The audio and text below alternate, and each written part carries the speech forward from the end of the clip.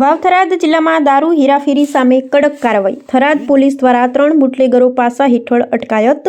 સ્થાનિક સ્વરાજ્યની ચૂંટણીને અનુલક્ષીને વાવ-થરાદ જિલ્લામાં ગેરકાયદેસર પ્રવૃત્તિઓ સામે કડક કાર્યવાહી હાથ ધરવામાં આવી રહી છે. ત્યારે ખાસ કરી ભારતીય બનાવટના વિદેશી દારૂના સપ્લાય અને હેરાફેરીને રોકવા માટે થરાદ પોલીસ દ્વારા મહત્વપૂર્ણ પગલાં લેવામાં આવ્યા છે. Police મહાનિરીક્ષક Parikshita Rathod, Banaskantha range IG Palanpur તથા વાવ-થરાદ જિલ્લા પોલીસ અધિક્ષક ચિંતન તેરૈયાના માર્ગદર્શન હેઠળ જિલ્લામાં દારૂના ગેરકાયદેસર વેપારને સદંતર બંધ કરવા સૂચનાઓ આપવામાં આવી હતી.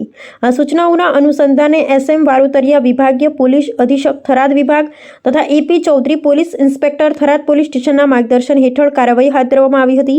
થરાદ પોલીસે એવા આરોપીઓ સામે પાસા હેઠળ કાર્યવાહી હાથ ધરી છે જે અગાઉ દારૂ હેરાફેરીના ગુનાઓમાં સંડોવાયેલા હતા અને જેલ મુક્ત થયા બાદ ફરીથી ગેરકાયદેસર પ્રવૃત્તિઓમાં જોડાયા હતા. જિલ્લામાં દારૂના ગેરકાયદેસર વેપારને સંપૂર્ણપણે નાબૂદ કરવા માટે પાસાની દરખાસ્ત રજૂ કરવામાં આવી હતી, જેને વાવ-થરાદ જિલ્લા મેજિસ્ટ્રેટે મંજૂરી આપી હતી. મંજૂરી મળતા જ થરાદ પોલીસ દ્વારા અલગ અલગ ટીમો બનાવી ગણતરીના સમયમાં આરોપીઓને પકડી પાડવામાં આવ્યા હતા. અટકાયત કરાયેલા આરોપીઓને જામનગર અને જૂનાગઢ જેલ ખાતે મોકલવાની તજવીજ હાથ ધરવામાં આવી છે. પાસા હેઠળ અટકાયત કરાયેલા આરોપીઓના નામ: એક જોગાભાઈ જેઠાજી રાજપૂત દેવડા, રહે બેવટા, તાલુકો રાહ, જિલ્લો વાવ-થરાદ; બીજો શક્તિસિંહ જબ્બરસિંહ ચૌહાણ દરબાર, રહે સેદલા, તાલુકો થરા, જિલ્લો વાવ-થરાદ; દિલીપભાઈ ખોડાભાઈ દેસાઈ, રહે કુંભારડી, તાલુકો ધરણીધર, જિલ્લો વાવ-થરાદ.